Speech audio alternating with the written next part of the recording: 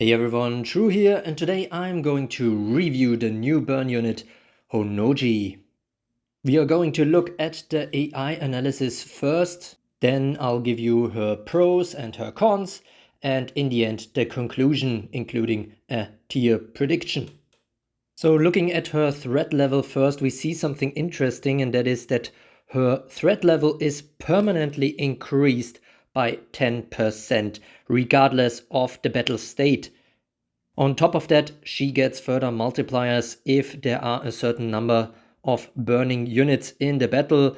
When there are at least 4, 1.25, when there are at least 6, 1.1, which, if there are at least 6 burning units in the battle, means that her hate will be above 1.5. That is definitely quite high. But now let's see which skills she usually will pick with the according weights. She will pretty much use the instant bazooka whenever she can, especially if she is low on charges, because then the 10.0 weight increases even further. The Honnoji Bazooka, her attack all skill, looks a bit low here, but whenever she is enraged, she will like to use that, and also if there are some units to kill off easily on the enemy team. So we should see the Honnoji Bazooka a whole lot given her skill set. The Honnoji missile is only usable if she isn't burning, so that might not be the case all that often, but if she isn't, then she will probably use that if she can. And the other one is Raging Charge, and that one is, regardless of weight, basically her backup skill, because all the other skills actually need spirit, while this one produces it. So let's move on to the pros and cons, but also let's stay with the skills for a bit, because one big plus or pro of her is definitely that instant bazooka skill. I mean, it basically does everything. I mean, it is just one time unit. It heals her, and that is very important because that is basically her only active way to heal herself.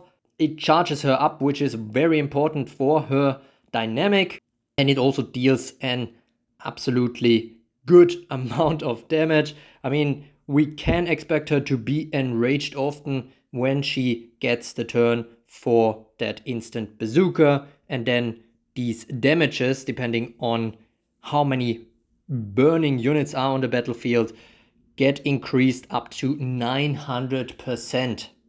So her skill set really revolves around that skill to some degree, but there are some significant downsides, and one of which is, for example, the lock for an increased amount of time. So if there aren't a big number of burning units on the battlefield, this skill will only lock for 50 time units, but it will also only grant one charge to the user, and it will deal less damage. But if we scale that up and there are a lot of burning units on the battlefield, at least 6, then her skill will actually be locked for 150 time units at least. I mean, it really depends on how many charges she has stored.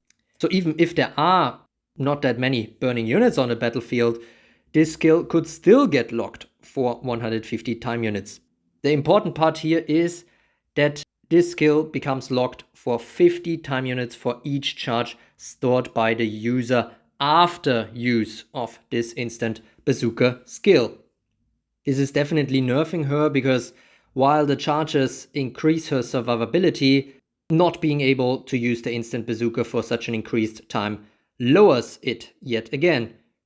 Especially because she can only gain charges by using active skills, either the instant bazooka or the raging charge. Furthermore, the skill is instant, so she might use another skill right afterwards that consumes another charge, and then she will have less hold grounds basically left. Another downside I see, but I mean, it comes with the territory of being an instant skill like that, a powerful instant skill like that. It is the spirit requirement. I mean, at least it is only one spirit, but still something to keep in mind. She really needs to have that when she reaches the turn on low HP, for example. But even more importantly, she actually needs to have the burn status effect. So we have kind of 3 things coming together here that need to be fulfilled. for the instant bazooka to be available, and it is important to have that available. So we have the burn requirement, we have the spirit requirement, and we have the unlocked requirement. Yes, the burn spirit requirement is kind of taken care of by her passive in most cases, but still something to be mindful of. Another massive plus, of course, is her Honnoji Bazooka, which attacks all and deals either 100, 200 or 400% damage. Of course, there is this big RNG element, so she can really mess up an enemy team with that skill or just do very little with it. But considering that she will maybe be enraged even, that damage increases even further to up to 600%. Small correction to the initial review. After a discussion with Nizetto, I now have a clearer view on the probabilities for the damage.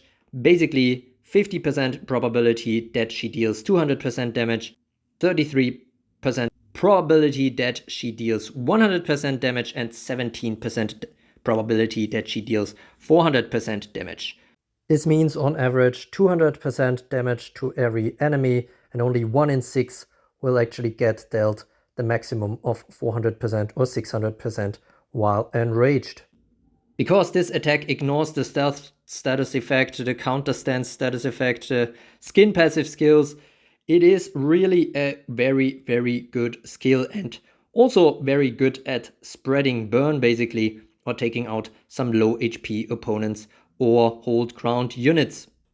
But what consuming one charge and also basically taking 130 time units for this attack and spreading all this burn also means is that her hate level will absolutely skyrocket. Her survivability is very much in question after using that skill, especially if she is out in the open.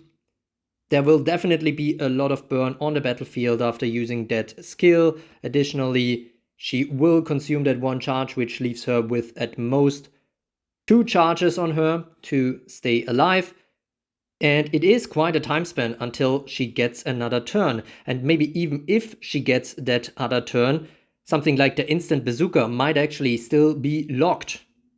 That increased hate level might also mean that she will be a target for a lot of banish skills, which doesn't necessarily have to be a bad thing, because maybe she can take the heat off a bit of some of your other burn units and she can still stand her own, possibly at the end of the battlefield. But basically it is a bit risky to put all your eggs in one basket, so to speak, with this unit. One nice thing about her, of course, is the healing burn, which chives nicely with that kind of charge mechanic, because otherwise if she would have regular burn, then she basically runs the danger of burning through the charges herself with her normal burn. It will not heal her a whole lot, but it is still quite nice. And for example, she can also be purify healed without actually being purified, which makes her easier to support for some of your other units. And unlocking that healing burn is actually quite easy for her, thanks to her passive viral lifestream, which basically means whenever a non-conjured ally or enemy, so whenever somebody dies who isn't conjured, actually she will gain the healing burn status effect for 300 time units. The timer also resets if she is already having that healing burn status effect, so quite likely that it will just keep going unless, she loses it in some other shape or form. And of course, unless she is actually asleep while that viral live stream would actually trigger. And speaking of sleep, that is actually her main weakness right now. As many other burn units, she struggles against that. Of course, someone like Nobunaga could help her out there, but that still runs the risk of having some negative side effects with her charges. Speaking about the charges that might actually help her survive a bit better against sleep attacks compared to her companions, many of which, or at least the very strong ones, have a burning heart passive, because she has that kind of charge mechanic which is independent of that. Even while she is asleep, the charges still have an effect and could potentially keep her alive long enough for her to wake up hopefully and repair cover her HP. Going back to the viral livestream, beside the healing burn status effect, it also enrages her, which is nice, and it also gains her a stun ward, which is important because of that hate level as well, which I think also translates to some degree to the stuns. So she might be a favorite there for the enemy team to stun her, but given that she constantly gets stun wards, a lot of these stuns might actually turn out to be useless. Additionally, she will also generate some spirit whenever that viral live stream triggers, which is nice because other than that, of course, she is quite a spirit heavy user. I mean, heavy might be a stretch, but still, I mean, she has an instant skill and then possibly uses some more spirit, so she could eat up 3 spirit in one go. An active version basically of her viral livestream skill is the Honnoji missile, but I have to say from this skill I am not that much a fan of.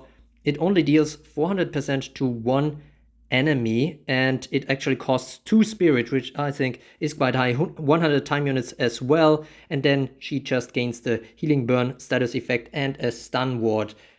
And even worse, it actually consumes 1 charge of her as well. So yes, it's good that she has, you know, that kind of way to actively gain the burn status effect, of course, but all in all, not a huge fan of this skill, I have to say. Now we basically covered all skills except the Raging Charge. And I have to say, the Raging Charge, I quite like the look of it. I mean, it actually produces 1 spirit, it only costs 70 time units, which might be an interesting combination, especially if she's quickened with that kind of lock mechanic. Could help her to get a turn more quickly to use the instant bazooka yet again. That is, of course, if she is already burning at that point, which the passive hopefully takes care of, and it actually grants her 1 charge, which increases her survivability without doing anything bad. And of course, the enrage status effect, also a nice side effect. Now moving on to the conclusion and a few more general comments after these pros and cons. Stunning is a bit of a rough thing for her. On the one hand, she has these easy ways to unlock the stun wards, but at the end of the day, they are just stun wards. At the start, she kind of needs to unlock it with the help of Commander Astrid, but regardless, she might get double stunned, and the second stun then actually hits her. So, of course, a permanent stun immunity like Commander Astrid or Nobunaga is much better, but then again, she can become kind of this stun magnet, oftentimes not taking any actual stun because of that stun ward. And also she still has some passive support going on when she is stunned very highly. So with the viral livestream passive, she could still produce some spirit while being basically stunned in the back. And in general, that kind of stun thing she has going on, the kind of hate level, the charge mechanic, makes her interesting, possibly to play even at 1 copy. Yes, her damage output might not be all that high, but she might actually be able to act as a pseudo guard to some degree. I mean, she gets on the battlefield with 1 charge already, and she can spread some burn, at which point she might die quite easily because her hate level skyrockets, but she might already do a job for you then, depending on what your goal with your team is. In general, she is kind of independent of having actual burn units with her, but she will do better with a burn team. I mean, you could still possibly use her outside it, at least if you run her with other units that aren't really afraid of burn, like hold ground plus units. But in general, I think we will see her with some other burn units. I mean, her damage increases thanks to that. And that's just one example. But something to consider here is that, how should I call this? I think we can already see this happening to some degree. It is that kind of displacement effect. So the question really is, if you run a burn team, which is arguably the very best team right now, who do you run in the front? Who do you run in the reinforcements? Do you actually run all the good or very good burn units that you have in the reinforcements, or do you switch to a different style then to be more secure in arena, depending on whichever lineup you actually encounter?